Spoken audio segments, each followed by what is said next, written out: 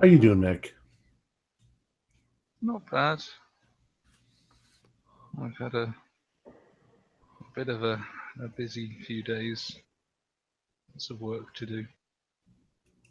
But other than that, it's been all right.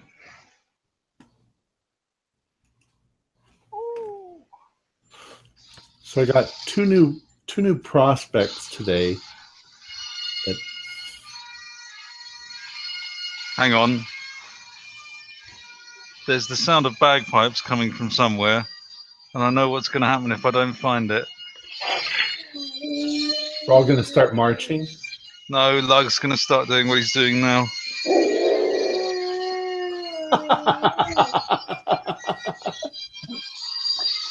Oh, it's one of my alarms. Christ.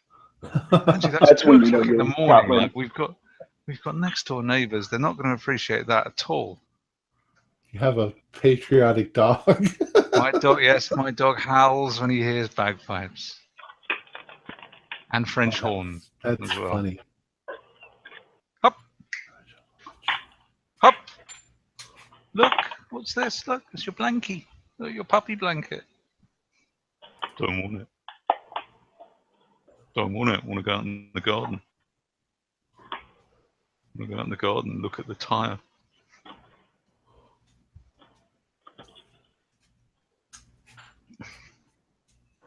Get back in your box. I don't want to get back in my box. Got the gear.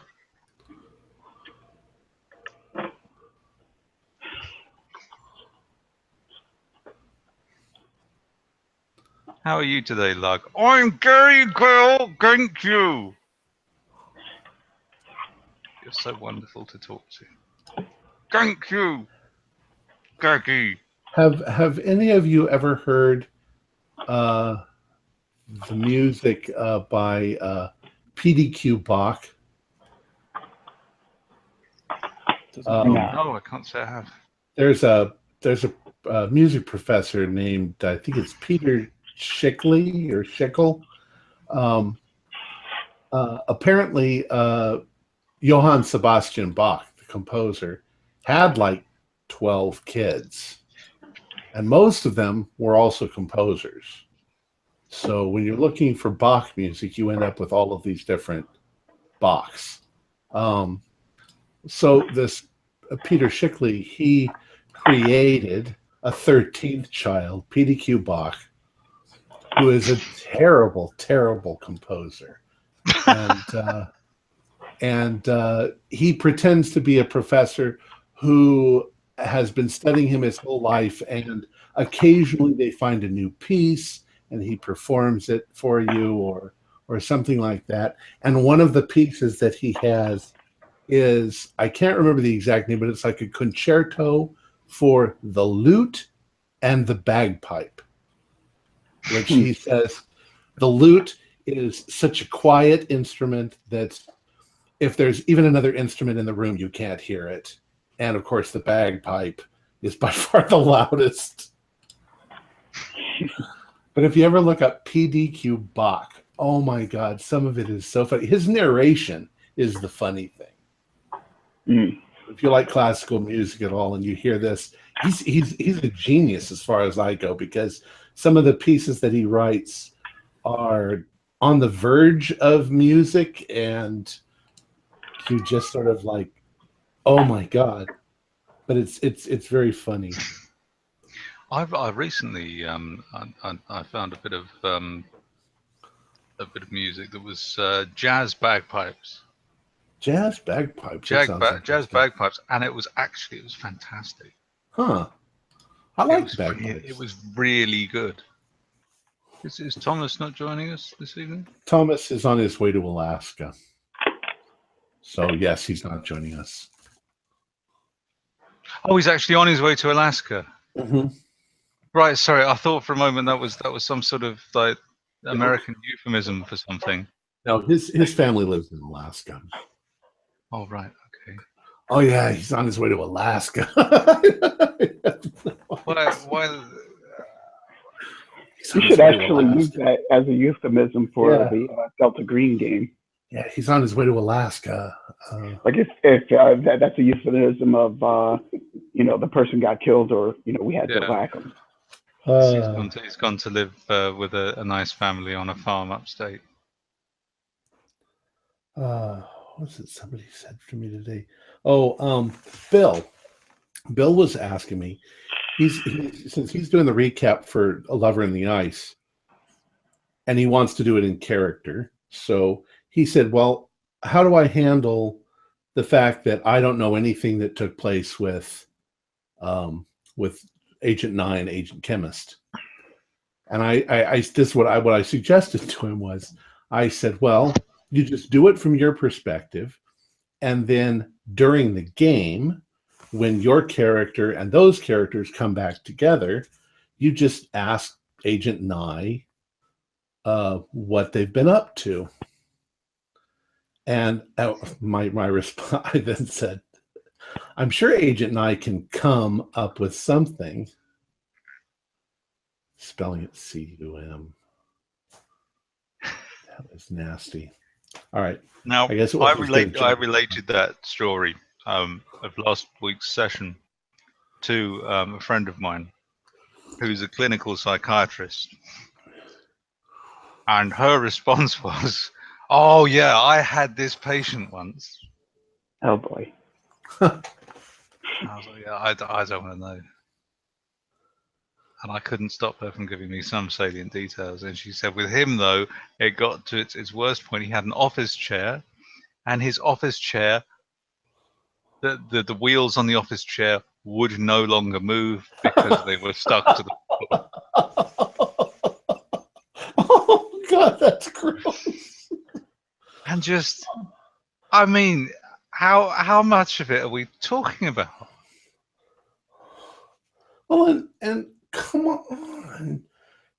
Can't you use a towel or something? Or I think that was part of the problem. He kept on coming on. Kitchen roll. But I mean, surely, like after a while, you just wouldn't you just run out? Yeah, I think so. Although I think I read somewhere that the more you do it, your body compensates and produces more. You see, throughout the whole thing, I was just thinking of the gush. I suppose you haven't seen Blue Jam in the States, but destimulating. So basically, it's just like one long ejaculation until you die. Yeah. Oh. Well, it's way to it's die. Red, then it goes black.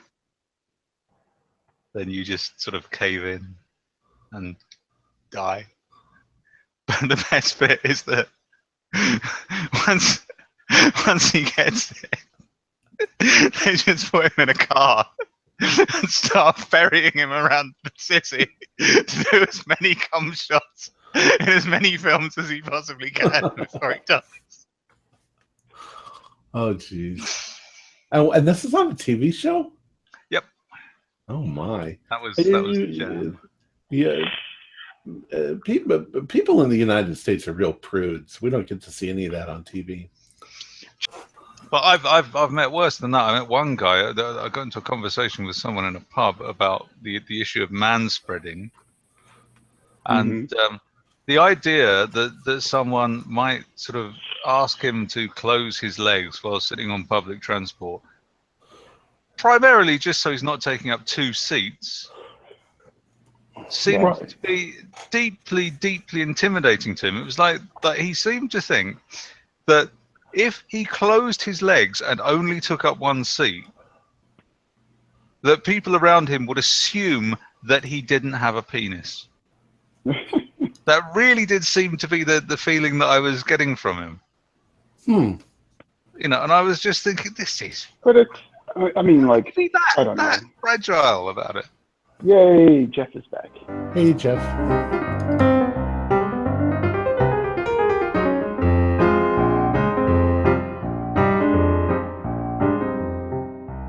Welcome to the cult. Oh, I hope grandmother's not going to eat us. So, Jeff. They were threatening us. If that house is made of gingerbread, I'm fucking rattled. I just kind of realized. Into the woods to Grandma's house. Over the river and through the woods to grandmother's house we go. She's got a big cooking pot to cook us in. No, I was going to say, Jeff, I posted Paper Chase, and I modulated my voice at the end when the ghoul was talking. Oh, yeah? It sounds actually pretty damn good.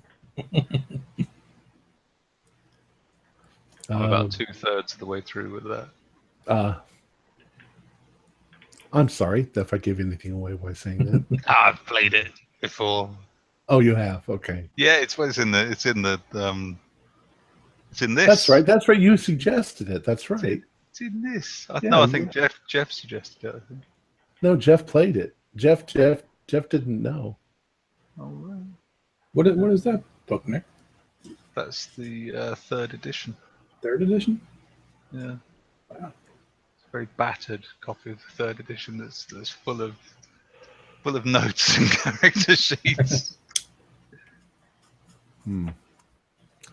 Well, tomorrow night we have the next spooging edition of Lover in the Ice. Should have changed its name. Or maybe I did change its name. Because it was originally called Cthulhu Spooge Fest.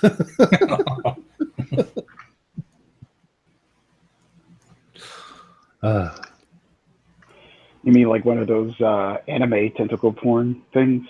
Yeah. I'm gonna have an tentacle porn Cthulhu game. That'd be interesting. I still want to do Cthulhu porn. I think that would be an interesting scenario. It all takes place in a brothel. Or on the set of a porn movie. That's an interesting idea too. I've mentioned it before. There actually was a really good horror movie. It's German. It's in German, but it's called Killer Condom, and it's hilarious. It's absolutely hilarious. But it's really good too. Killer Condom. Killer Condom. Yeah. Like I say, it's all in German, so you watch the subtitles. But there's, once in a while, a movie manages to capture something. The humor is funny, the horror is funny, and there's even like some tenderness in it that's really surprisingly good. But I haven't seen it for years. I used to rent it from Netflix when you used to. I was just talking about that send it to you. Yeah, I was just talking about that the other day. Yeah, and then I wonder if they still do that. No, I don't think they do. But one day came when I said I want to watch that movie again, and I sent it to them, and they say we no longer have that movie. Somebody took it out and never gave it back, and I'm like, fuckers, and it wasn't me. And since then, I haven't been able to find it. I'm pretty sure it's from Troma. You can get an Australian import of it. Or there's a US DVD as well. Oh, there's a book. There's a There is book. a book, which is also available in Spanish as El Condón Asesino. Troma, that's an American-based company, I thought. Yeah, Troma's the same one that did Toxic Avenger. I know. Yeah, Killer Condom by Troma Entertainment. Yeah. But for years, I haven't been able to find it. Maybe now I can find it. I'll buy it because it was fun. It was. You got to go to one of those horror conventions where they have like every B movie ever made in the VHS format. Oh, that would that'd be wonderful. Converted to DVD. Yeah. By somebody sitting there with a camera. It's available as a Troma DVD.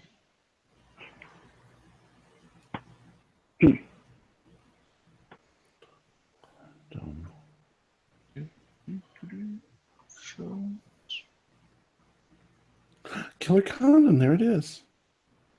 How about that? Oh, no, I don't want condoms. What the hell?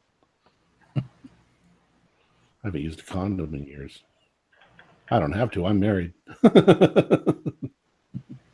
Aren't you worried about getting pregnant, though? Well, no, we actually wanted that. We keep trying, but it still hasn't happened. Although I have had little kids coming up to me, touching my stomach and saying, "When are you going to have your baby?" Oh, bless their little hearts. Bless their little little bastards. Kids say the darndest things. Tom, what would you say if I said to you right now that I'm looking at the Trauma website, and the film that you're desperate to get hold of a copy of is currently on special offer for $3.98? Oh my god! But is it like on a? It's a DVD. It's not a Blu-ray though. It's DVD. What is the point of buying a Trauma film on Blu-ray? They all look like they've been filmed with a homemade video camera. Oh shit! It says out of stock. Oh fuck! How can it be on special order and out of stock? Mind you, it does have the trailer on there. You just brought his hopes way up high and then smashed them down on the ground and crushed them. Did you ever used to watch Drawn Together, the cartoon, sort of adult cartoon? Drawn Together? I never watched it, but I know what you're talking about. There was one of the characters, and it looks kind of like Pikachu. Its name is Ling Ling. And the thing is that they discovered that when Ling Ling becomes extremely disappointed, that it sweats, and the sweat is hallucinogenic. So they keep doing this thing like, "Hey, Ling Ling, we're going to go to Disneyland," and Ling Ling will be like, "Oh, hell yeah!" And then they'll go, "Oh, Disneyland burned down," and it'll go, "Oh," and then they'll lick its back. Well, I'm sweating right now, so thanks for it turned me into Ling Ling. I'll find it. So help me. If you ever get a chance to watch it, if you can buy it for $3, that's cool. But was it in German? Yes, German. Oh, I've just found it. It's on YouTube. On YouTube. Yeah. Is it on YouTube? Here you are. YouTube link, yeah. Found it.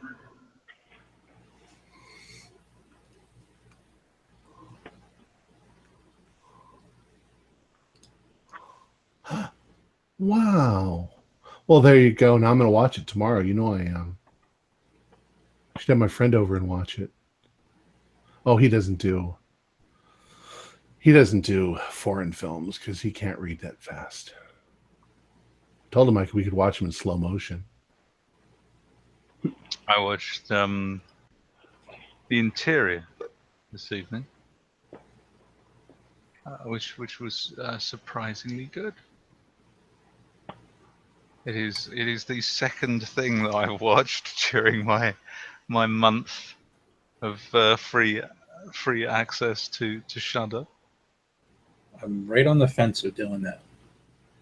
Yeah, well, I mean, actually, it's worked out well for me because I've got a free month of Shudder, well, their Amazon channel, anyway, and I'm now about to enjoy my second free month of Amazon Prime because they screwed up so many of my orders in the first month. They gave me an extra month. Now, I asked Brian because he said Jerry. I asked Jerry what he thought about Shudder because he's had it for a while and he says it's not worth it. What's this Shudder about? Shudder's a new channel. It's all horror movies all the time.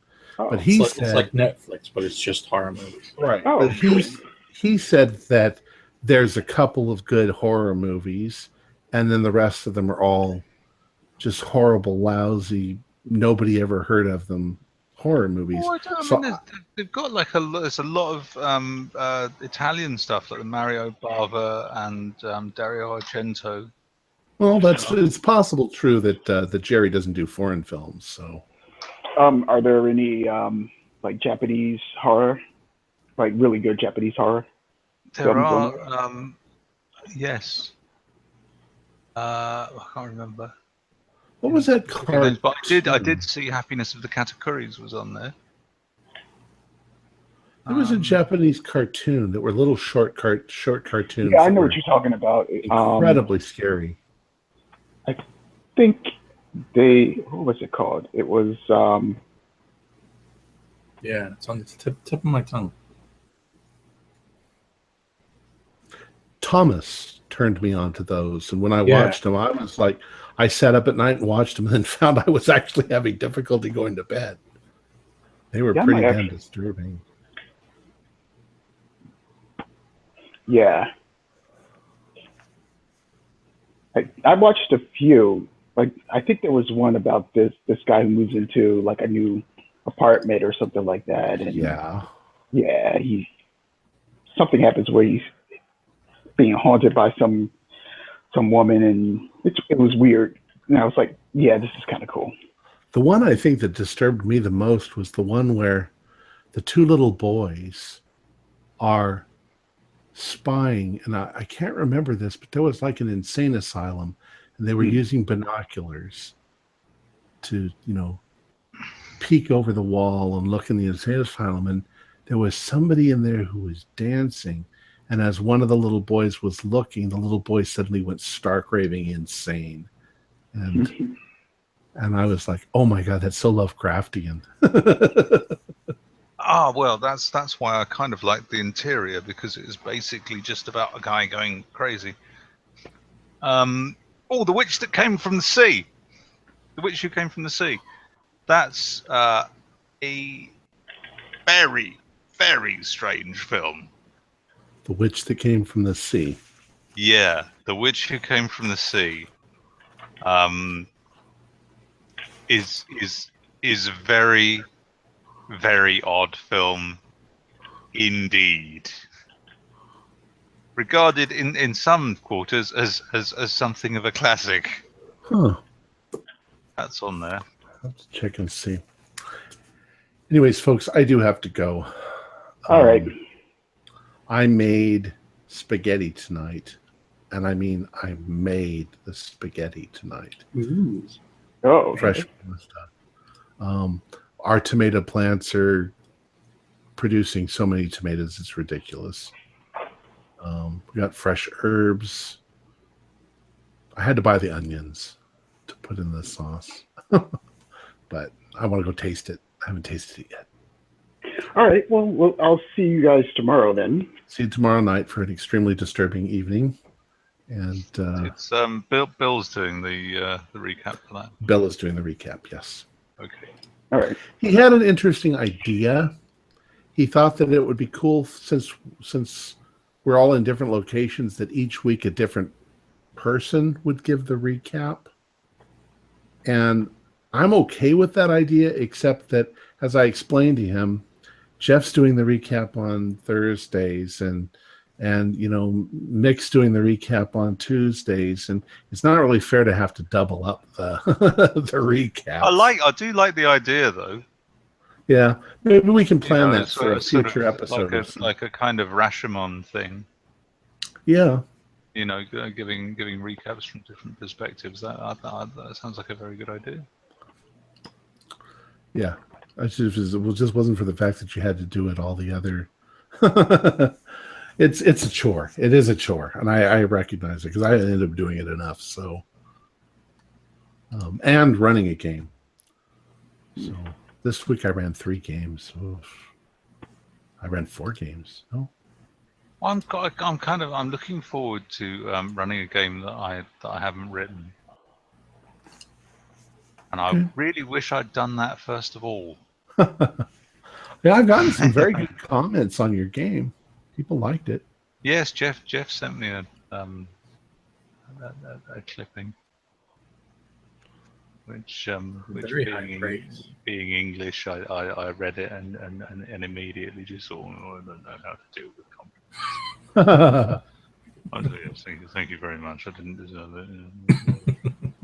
You just go there and give them a thumbs up. In one of my etiquette books, there's actually a whole chapter on how to accept a compliment, because English people have to read books to tell us how to accept compliments. We have to go to night classes to not go, no, shut up, no. Don't say something nice about me. I don't know how to react to it. I think at some point in my life I just gave up feeling awkward. So when somebody gives me a compliment, I'm just like, "Oh, thanks," and then I forget all about it. I mean, it's a strange thing to be awkward about it, because I mean, really, at least a certain amount of the British cultural heritage is Northern European, and especially on the east coast of Britain, you've got a lot of interaction with the Norse. Definitely where I grew up, and up here as well. Caithness is Norse territory. This is Caithness means the land of the cat people. And the people here weren't Gaelic; they were Norse or Norn. So this, and that's shown in the names of places like Thurso, which is named after Thor, and lots of places ending in ster, Leibster and Ockhamster, and there's even a village near here called Hasta. Great place to set a story. Nice. And for the Norse, the idea of false modesty was an anathema. If they'd done something, if they had great accomplishments, they would tell you about their great accomplishments. Yeah. Boasting and toasting have the same linguistic root. Right. Yeah. The like part of some of the rituals that we do has that sort of thing in there where we boast. We have like a round where we pass the horn and we tell boasts. It's not a bad thing. It's something to be proud of, Anyway, I do have to go. Yes, me too. I desperately need to sleep. We will see you tomorrow. Very early tomorrow. All right. Sounds good, guys. Good night, folks. Okay. Have a good one. Good night. Take care. Take care. Good night. Good night.